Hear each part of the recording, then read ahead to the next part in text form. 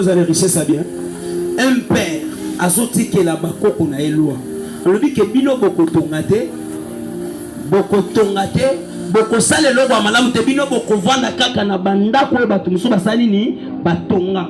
C'est pourquoi nous parlons sur c'est que bango basala masumu na bango baleka bien mais biso tokomi kosani kofuta c'est la Bible dit il faut bien comprendre l'origine de ta famille. Nini nyokola bakoko na bino. Alléluia. Nini nyokola kalibota na bino. Nini domina bino. Okoki ko bunda te sa koyeba ye. Même les joueurs de l'équipe, ce shalom peuple de Dieu. Ceux qui basent ça la calcul à joueurs, yebi que le prix joueur est à attaquer, c'est défenseur. Alléluia. Il faut pas nous cabattre, nous va coquiller qu'on détruit pour battre. Comment nous les chrétiens, tous hommes n'a pas eu combattre. Osaka quand j'ai envoyé le feu, aux envoyé le feu dans le domaine, ni. Alléluia. La famille n'a pas ni bateka. Il y a des gens, la famille n'a pas combien l'attaque et l'attaque fort. Oyo na famille na bango nga mwasi pona bala problème yanga na boti mwana au na boti aye na lingala na Kisasa na français ndeko nanga na village aboti pe na chilo na monoko ya mboka. Alléluia. C'est que na libala te libala c'est le même loi mais ozo bakadi différent.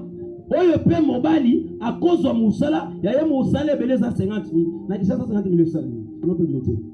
Mais ozozo mbongo wana musala ozana mwasi na ban pozo musala malunga ezate tango zo lelanyo pasi omoni leki na yope ayena le même cas. Mon frère, on ne combat pas comme ça. Tu dois comprendre d'abord l'origine de tes combats. Alléluia. On comprendra l'origine des combats de ta famille. Tu dois d'abord mieux comprendre parce que ta famille a besoin de toi. Oh my God. Osa Joseph famille na yo. Il faut d'abord comprendre l'origine. Alléluia. Nous continuons notre enseignement. Luc chapitre 22, verset 46.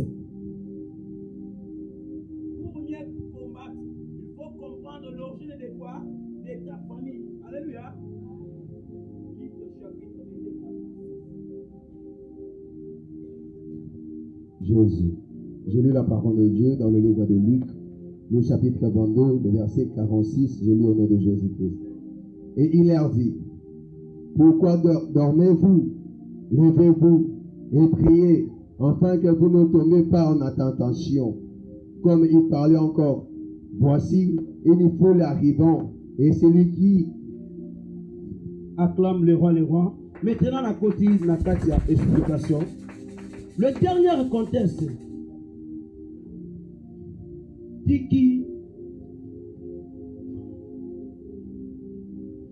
pour mieux combattre et gagner le combat de ta famille, tu dois quitter où? Tu dois quitter les lois et entrer dans la grâce. Alléluia. Parce que nous avons des dimensions. Pour mieux entrer dans la grâce, tu dois être une femme de prière, un homme de prière. Parce qu'à travers la prière, tu dois changer même la génération de ta famille. Donne-moi un bon amen.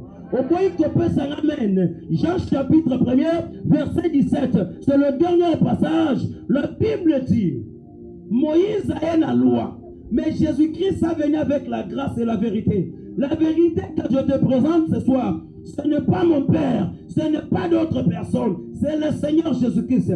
La Bible dit, Dieu a tant aimé le monde qu'il a donné son Fils unique. Ce n'est donc quoi lui ne périsse pas, mais au contraire, qu'il y a eu la vie éternelle. La vie éternelle, c'est un homme. La vie éternelle, c'est un monsieur. Son nom, c'est Jésus. Oh my God, l'homme de 3 jours. Premier jour, il était là. Deuxième jour, il était là. Mais troisième jour, la Bible dit, Jésus a ressuscité. Mon Dieu a ressuscité avec ton mariage. Mon Dieu a ressuscité avec ta stabilité. Mon Dieu a ressuscité avec la voyage. Donne-moi un bon amen. Je vois comme ta vie commence à changer. Je vois comme la loi commence à tomber. Tu ne peux pas... Oh my God, my God, my God. Écoute-moi bien. Je peux expliquer bien. Alingala pour bien comprendre. Je parle sur les lois laissées de notre père, les grands-pères. Bango basali masumu na bango. Bakomi batu na basens na bango. Mais biso ba innocent. tokomi kofuta. Pourquoi? Parce que tobili na makila na bango. Ndenge tobili na makila, toza na identité na bango. Parce que na famille okoleka boy soko moninga okomona papa. Parce que naza photocopie à papa. C'est pourquoi naza na identité na ye. Parce que nanzoto nanga eza na makila na ye. Écoute-moi bien. Maintenant aza na loi.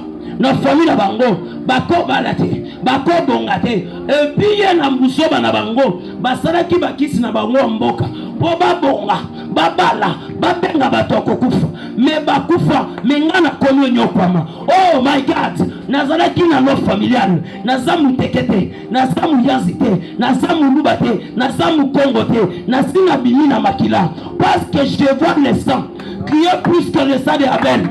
Je vois le sang qui est plus que le sang de ton père. Ce n'est pas notre sang, c'est le sang de Jésus. À travers la croix de Golgotha, Jésus a dit, tout a été accompli. My God, je vois le mariage commence, je vois la grande chose. Parce qu'à travers la loi est déjà tombée. Maintenant je vois la grâce, maintenant je vois la vérité.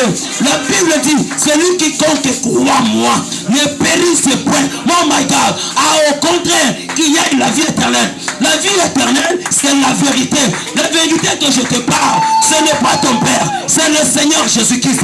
Il est le même hier, aujourd'hui, éternellement. La Bible me dit, au commencement était la parole. Et la parole faisait un my God.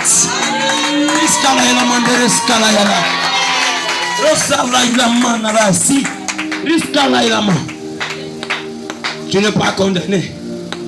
Tu n'es pas condamné. Tu n'es pas condamné. Je répète bien que tu n'es pas condamné. Parce que tu as quitté la loi, tu as déjà entré dans la grâce. Oh my God, pour bien combattre, tu dois quitter la loi. On a famille à Bisso. Le col a bandé on a babon boni bisanga. Je ne parle pas mal. J'explique seulement. J'ai remarqué ça Kinshasa. Le bateau balingé comme c'est le bamon boni bisanga. Je donne l'explication. Ce n'est pas toi. Aux innocents.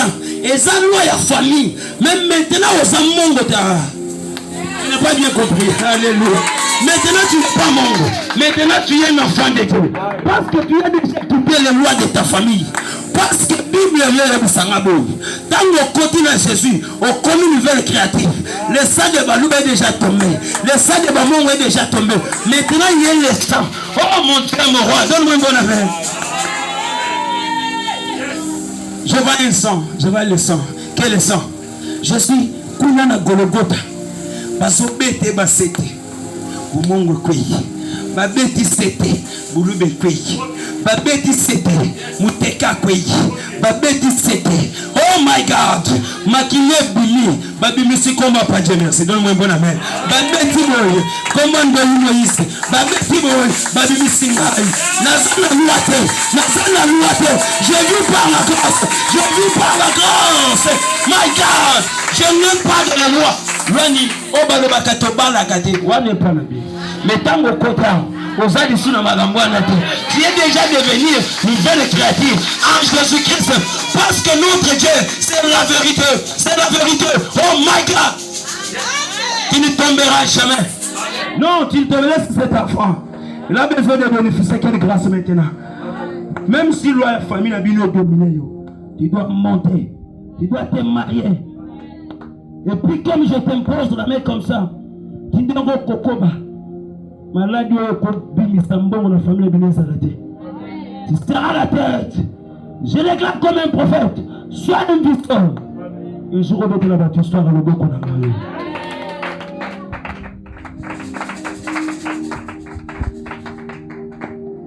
Nabutu. Bakoko le bafandi. Balobi ke to komyo loba makambo. Denge bango bakena Kisasa. Babosani lwa na biso. Bazwa kambongo batindeli biso me bango bakei babonga tokomoni na bango sikonga na loba oyebi pourquoi na tinamoni bango balekisa ta muntu asali ngana yebake balekisa ta ezana Paul na butu Paul basuye panyoka batu babandio sela tomona ndenga kokufa tomona ndenga kokufa tomomo yebisa bango ke bokozela longtemps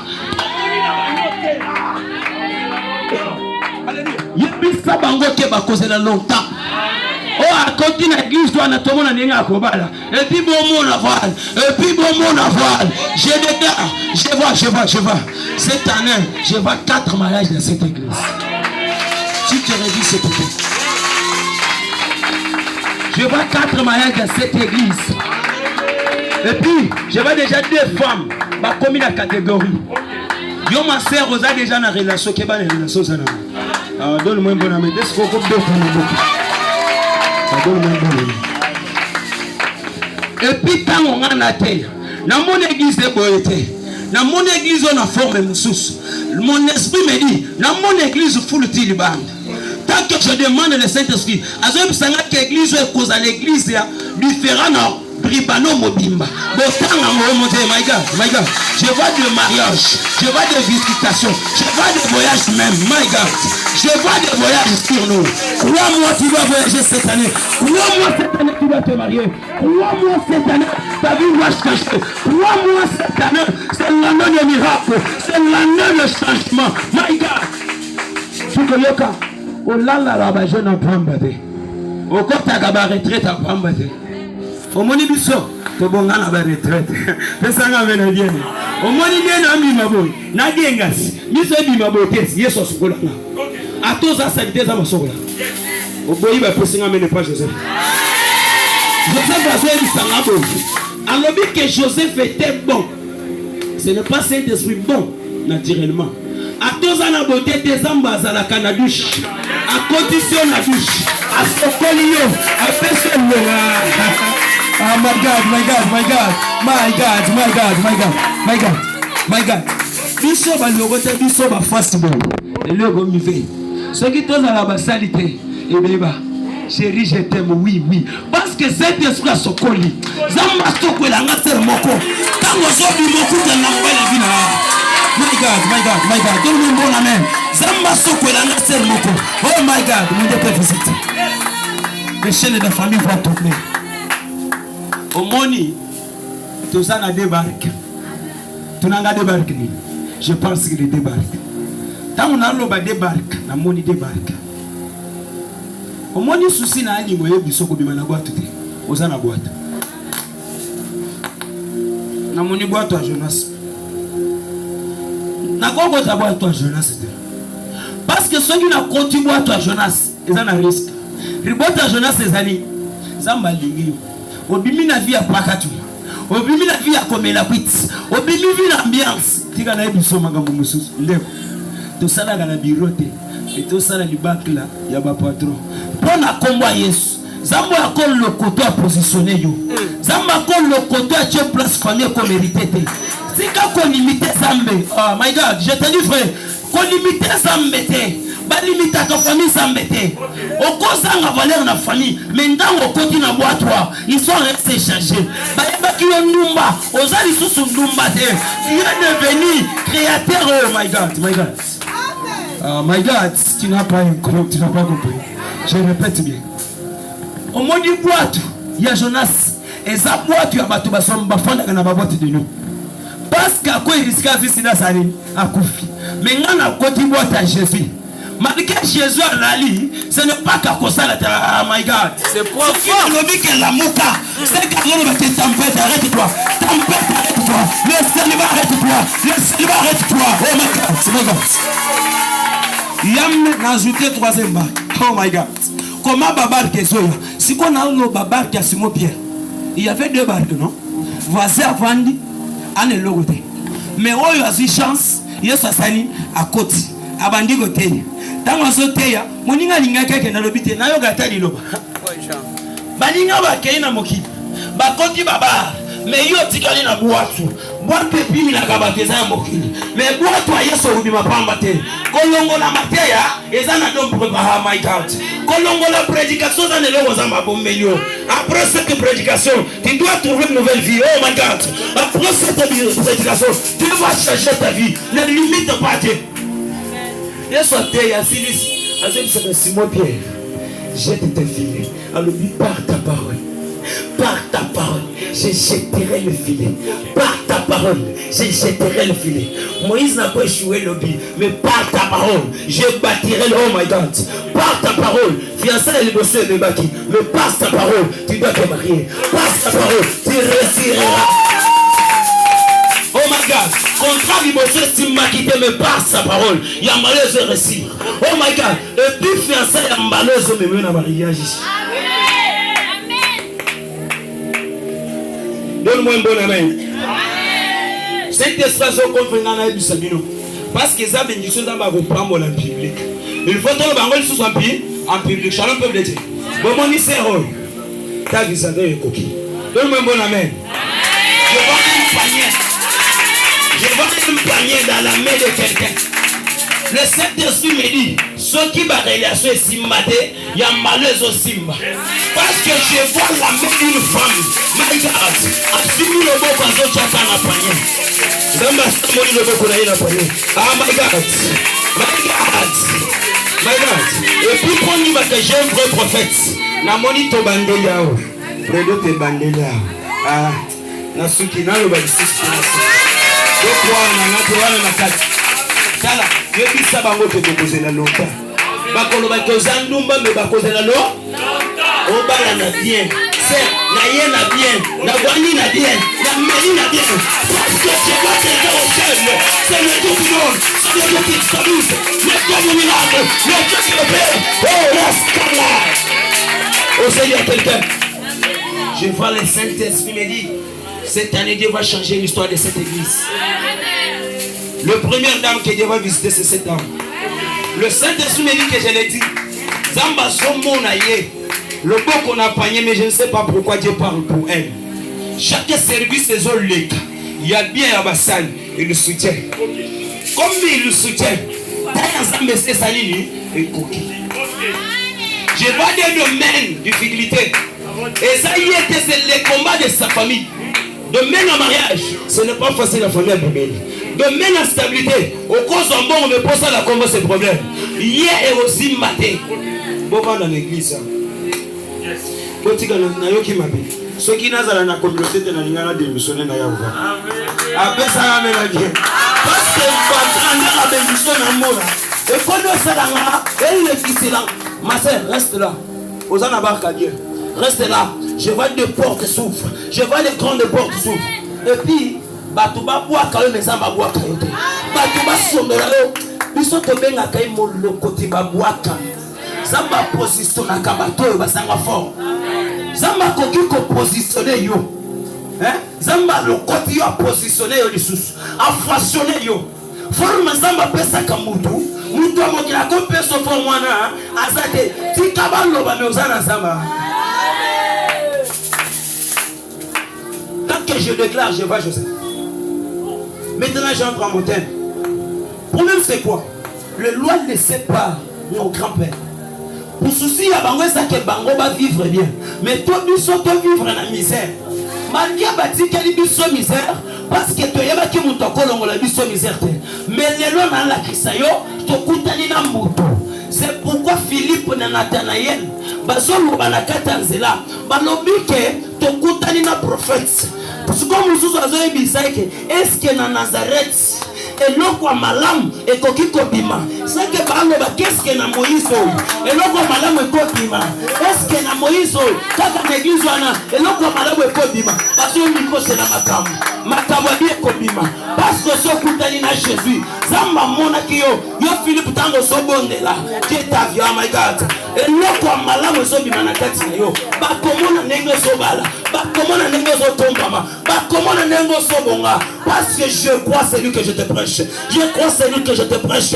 Le Dieu qui nous a pris des villageois sans forme. Nous aujourd'hui, nous sommes là devant le peuple. Zambia mutwangu la bantu nyama. Zamboya logoti biso bantu nyama. Tangu na bandina nzambe soyo ba yiso na passé wondi matin. Tala, makamna prophétiser pour na yo. Koyebisanga pour vie au santé. Nana mona vie au santé. Nala qui sont zamba mona ko yaka préfecta. Babwa kayo me côté ka buzambe te. Joseph ba kombo to langé lamba, mais baboto ni zambete. Elambeko est représenté capital.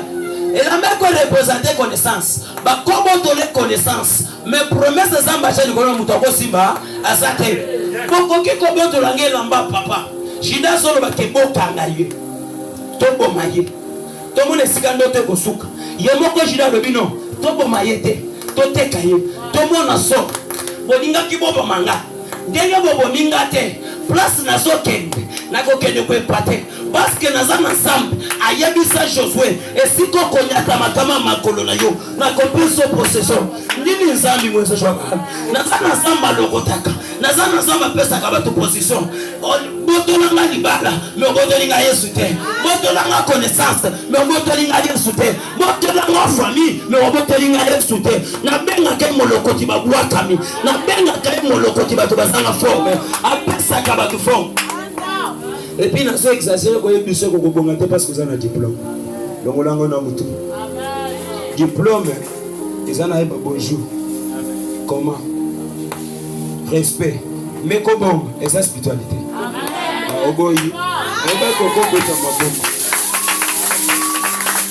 C'est un peu de dire. Comment? Et ça, spiritualité. Dans Daniel chapitre 6, verset 2.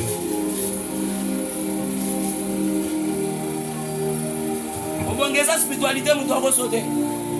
Obongeza utilité.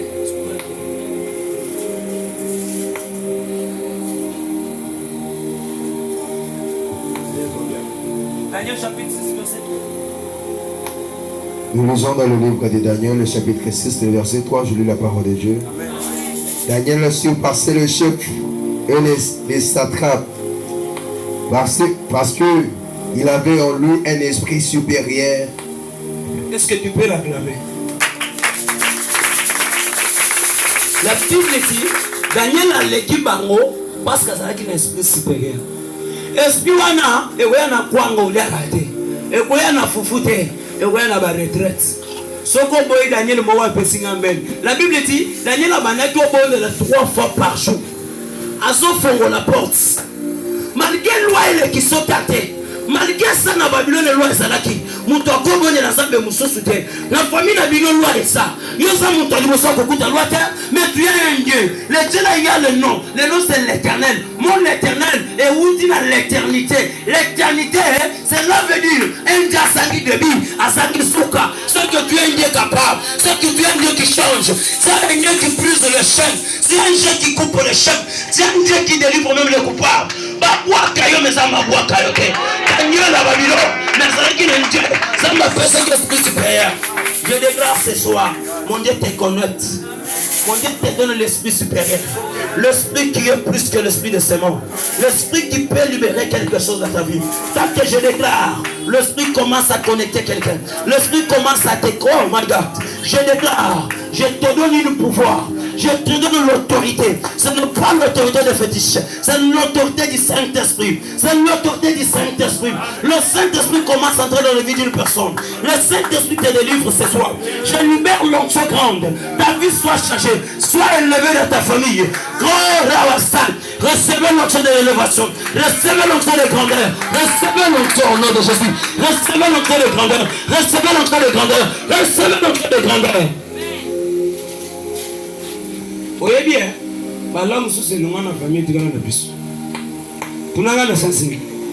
nous avons les limites des pensées personnelles. Comment il tape? Soko tchela si. Afandi mi ko lebele. Soko longoli si. Akoye bagazana asi. Mais asa katana singaka. Aso kene mayebi kena singeza yo. Église libéra yo kala. Otongaka. Mais à cause de nos sommes sans la vie, moi je connais exact. Mais là n'est qu'à faire l'évolution. On a déjà des lieux. Tu n'es pas lié. Tu n'es pas lié. Tu n'es pas lié. Je suis venu révolter quelqu'un. Tu n'es pas lié. Tu n'es pas lié. Tu n'es pas lié. Gloire les gens l'église aux à la célibat. On a un problème sérieux. J'avais peur de dire. Ici il y a tout. Je te dis. Ici il y a tout. Et puis na bane ozoya bokomona bato bauta Afrique d'ici ba yekoluka bino. Je répète bien, na bane ozoya bokomona même ba prophète bauta États-Unis d'Amérique orienté kaka olobi ke vrai. Et puis na lingo exagéré. Oyebi ke awo zalaki na sirène na maya. Présence na bilo akimi. Soki sirène azoki mabilo. Pouvoir ni na libote koki kotelem. My God. Soki sirène azoki mabilo. My God, my God, my God, my God. My God, libérons le limite de français. Tu es déjà libéré.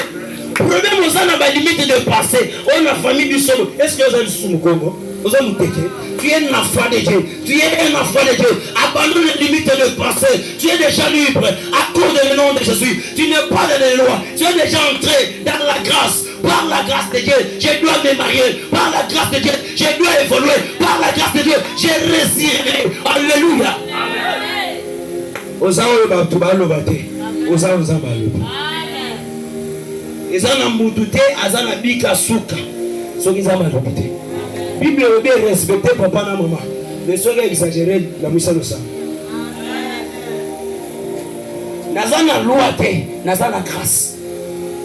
Dans la désordre baboye. Mon doit vivre sous la loi. Azana kata malédiction. Mais on doit vivre sur la grâce. Azana vérité. Tu n'es pas sur le loi de ta famille. Tu marches sur la grâce de Dieu. Par la grâce de Dieu, tu dois réussir. Tu dois te marier. Maintenant. Ce soir, Dieu va changer la vie d'une personne. Ce soir, Dieu va changer ta destinée. Ce soir, Dieu va localiser quelqu'un dans ta vie. Nani ngaga retourne aux questions, mon frère. Yebisanga kabelu esta alata ki pokutana na wasilisi. Yebisanga ndaku Mardocha kenda kosala kwa bi ma premier ministre. Ozana mundu apesa ka ba poste mais boyebi oluga. Shalom peuple de Dieu. Bozui chasse à kokutana na ba vrai passer ba la kisabilo zela mais conscience des actes. Et puis na révolté. Au moins une catégorie à basali na biso bazali différent. Parce qu'à la qui sont de la salle au sauter. À la qui sont pour l'ambon tu dois les suivre. Alléluia. Parce que beaucoup de monde là qui sont de la qui chasse ça qu'on nous intéresse charner les athées. Il y a des églises où tu n'as pas grâce à quoi qu'on libère en côté. Alors dit que ceux qui va bongi va aussi dire OK. Si on va toi boyer, on s'accala na bangote. Frère, je te dis frère, au moins ma église et le gars là-bas. Et puis dans mon église on va sommer le pain ou pas moi. Je vais dire femme, moi ça sommer le pain ou cher. Et puis moi quand on va le bana il se bobo ma vidéo. Après ça, cher ou kozalate. Je vois une dame à sommer cher à cher. Le thé église boko bando salisa mbongo bona kosomba bakiti te. Et comment mutu moko asomi 20 kits. Mutu moko asomi moi je vois. Et puis ce que je vois dans mon esprit et lesquels mutu nanga. Na moni ba toi watie ba uwa ba. Na moni ba to ba créer ba société ba momo. Si les jeunes garçons. Je vois aussi pendant les locaux mais amba foulissa moi venu. Donne-moi un bon année. Et puis je te dis ce que mon esprit me dit. Porte bonheur à l'église des affreux, Dieu merci. Le Dieu de notre Père te bénisse. Parce que je vois derrière toi, il y aura beaucoup de jeunes bazomissal. Il y aura beaucoup de jeunes bakobal. Parce que je vois l'âme dans tes mains. Je vois l'âme dans tes mains. Je précise bien que je vois l'âme dans tes mains. Tu vois cette église. Tu vas élever cette église à cause de ta grâce. Parce que tu sais Dieu sans cause à demander quelque chose. Le Dieu que je suis serviteur, il doit te bénir. My God. Yoba. Batuba bois quand même ça va boire. Au moins la Bible dit biso toza ba innocent. Te komi konyo kwama ba innocent. Alléluia. La Matthieu chapitre 5 verset 7 à 9 la Bible dit te komi konyo kwama ba futa ba koko ba salini ba si ba kendi ba kei. Problème c'est quoi? Parce qu'on y est ba quitté. Nini ba salaki. Mais le long nego découvrir ba le long saloté. Parce que maintenant il y a des sangs. Le sang de ta maman et le sang de ton père. Maintenant, je te présente d'autres sangs. C'est le sang de Jésus à la croix de Golgotha. ekwei likolo na yo. C'est que makila bila kelima besalini ekwei. C'est que makila célibat ekwei. Makila chômage ekwei. Maintenant je te présente le sang. Le sang qui est au-dessus de tous les sangs. Ce n'est pas le sang de ton père. Ce n'est pas le sang de ta maman. C'est le sang de Jésus. Oh my God. Et puis la makilé sous quitté. Le jour là, Jésus na croix. Vous voyez bien le sang m'a dit. Il n'a pas temple catholique. Mystère les awan. Il faut le bango bien. Nambe la soyi na le bango bien. Shalom peuple de Dieu. Au monde il lamba ya temple. Et katani défaut. C'est que au monde il lamba et katani défaut. Bakanga ki makambo ezakuna. Parce que Bible le biboy. Na continue kabino loko na batiba na bitikete. Na continue la bino lisunga molimo mosanto. Parce que pour ça, Bible est bien lobby, Zamba pesi bango pouvoir. Abeli ko pesa Saint-Esprit parce que lui-même Saint-Esprit azaki sur cette terre. C'est pourquoi au moni makamboye, au moni nguba, poye belé il faut kufa. Baso changuba na mabele et boté banguba musus. Nguba na lobele c'est le Seigneur Jésus. À travers le Seigneur Jésus, kokufa lena kulusu, avoir kufa et la messe la kini et katanaki. Kuna baloba ki batu bakoye bateke bazalaka na loi. Bazalaka na malédiction te. Bazalaka na limite de famille. Jésus a yé. Tant que Jésus a koufi, loi est katani. Maintenant grâce est l'ennemi. Maintenant divinité est l'ennemi. Maintenant vérité est l'ennemi. Par la grâce de Dieu, tu dois te marier. Par la grâce de Dieu, tu dois avancer. Parce que l'amba est katani déjà. Parce que loi est katani. Et ce que loi a été, écoute-moi d'autres choses. Tant que loi est katani, Jésus a zongi le trône. Tant que Jésus a zongi le trône, a tenu le Saint-Esprit. Saint-Esprit, c'est un cadeau spécial que Dieu nous a donné. Et quand il peut révéler biso bakampu, ba famille bastana na butu, mais na tongo to sani, to moni, parce qu'azali nyonso. Alors que na koti kabino loko na bana bitikete. Na koti na bino le sunga molimo mosanto. Molimo mosanto za ngona pourquoi? Et personne loko famille ko peut sauter. Molimo mosanto za ngona pourquoi? Et changer destiné na yo. Yoka, ba somme mamwana na zela cimetière. Mobala sa kufi. Mwana tikali ka d'office na sana. Tango ba koma na tsela.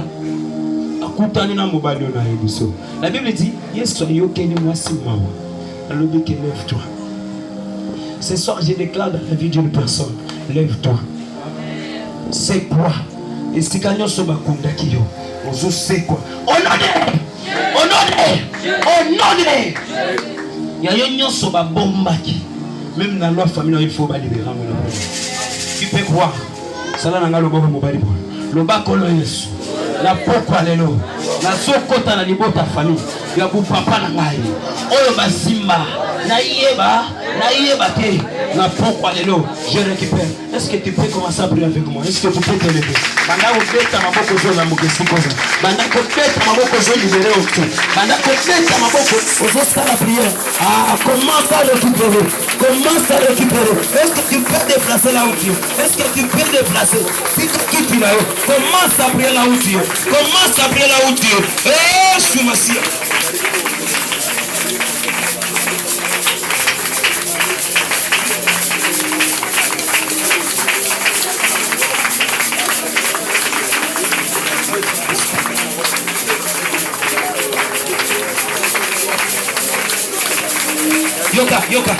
Yoka ne biselo komo kofana te.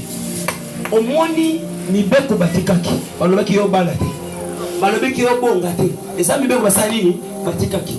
Sikona pourquoi ozoe bisanzambe nazo bima na loi, nazo kota na grâce et vérité Jésus. La vérité Jésus a pesanga parole de connaissance. On a koki ko découvrir loi ya famille na botama. Oye nyokola bakoko, oye nyokola famille, et nyokola ngate. Est-ce que ko ba no bondela? Ozenga siko zo bima na loi, o ba no kota na grâce. Banda ko bima na loi, banda ko kota na grâce. Banda ko kota na grâce. Banda ko kota de joie.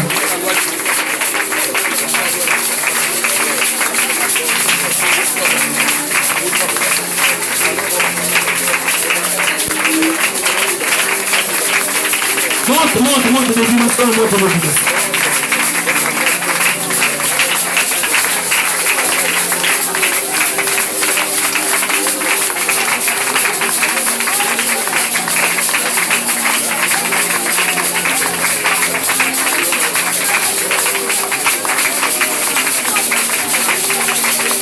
Shalom, shalom. Shalom.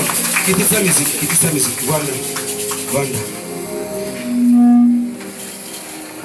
Mais là, tu es au bout de l'Ibé. Shalom pour le dire. Tu sois bimana l'Ibé pour ton côté la grâce. Tu dois faire un programme, mais tu dois te sacrifier. Shalom peuple de Dieu. Tu dois te sacrifier ce soir. Parce que Dieu va libérer quelque chose dans ta vie. Même ces agneaux sont un mot, tu dois faire. Alléluia. Amen. Mon esprit m'a dit, tu donneras, il a des